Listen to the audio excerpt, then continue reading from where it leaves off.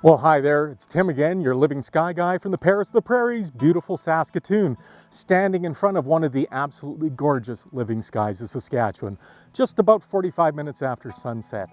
Today I want to talk about one of the things that's on everyone's bucket list, and that is the Aurora, or Northern Lights. So what causes the Northern Lights? First off, Northern Lights are caused by a storm in the sun. A storm happens on the sun, it emits radiation towards the Earth. 2 to 3 days later, that radiation hits the Earth's atmosphere, mixes into it, and what do we get? We get gorgeous colors. And sometimes those colors are very faint, sometimes those colors are very, very intense. But that's what causes Northern Lights. So this comes to one of the first misconceptions about Northern Lights. A lot of people think that Northern Light season essentially means winter and cold. It means nothing of the sort. There are no seasons in the sun, but there are seasons in the earth: winter, spring, summer, and fall. And because storms can happen in the sun at any time, go up to Churchill, Manitoba, and if it was dark enough, they would literally have aurora about 320 days out of the year. So first off, don't think you have to wait till winter. Don't think you have to be in northern Canada as well. People have seen the Northern Lights anywhere in Canada, as well as far down into the south. Anywhere along that northern hemisphere around the world is a possibility.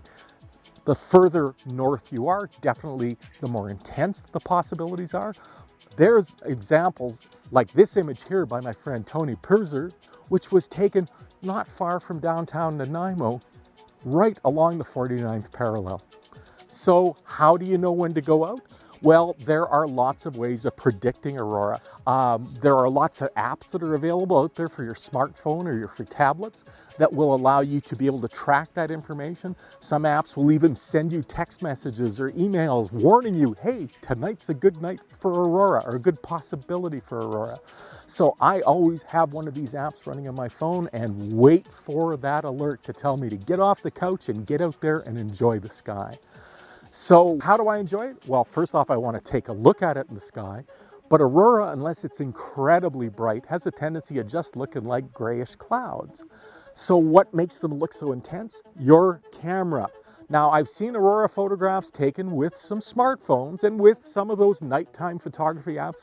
But if you want to get good results, you want either a DSLR or mirrorless camera, something you can change lenses on that has a much larger image sensor to be able to record more information.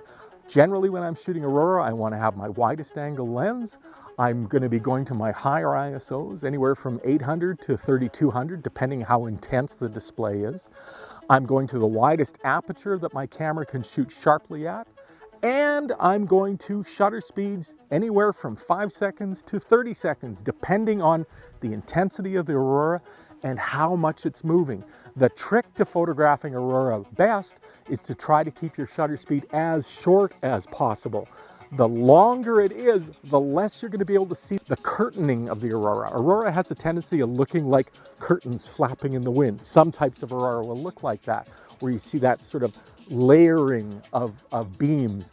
And if you go to too long of a shutter speed, that just blurs. So definitely the shortest shutter speed you can get is going to be beneficial. Most of my best aurora shots are taken between 10 and 15 seconds. But once again, it's going to depend on the intensity of the aurora. So you want to have a chance to look for aurora? Here's the steps. Get yourself an app that's going to help you predict when it's going to be happening in your area. Have your camera ready, have your tripod ready, and do not be afraid to get out and enjoy the beauty of that sky any time of the year.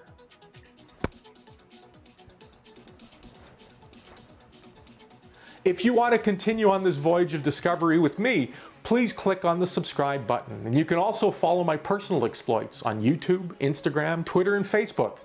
Just search for Living Sky Guy. Clear skies, everyone.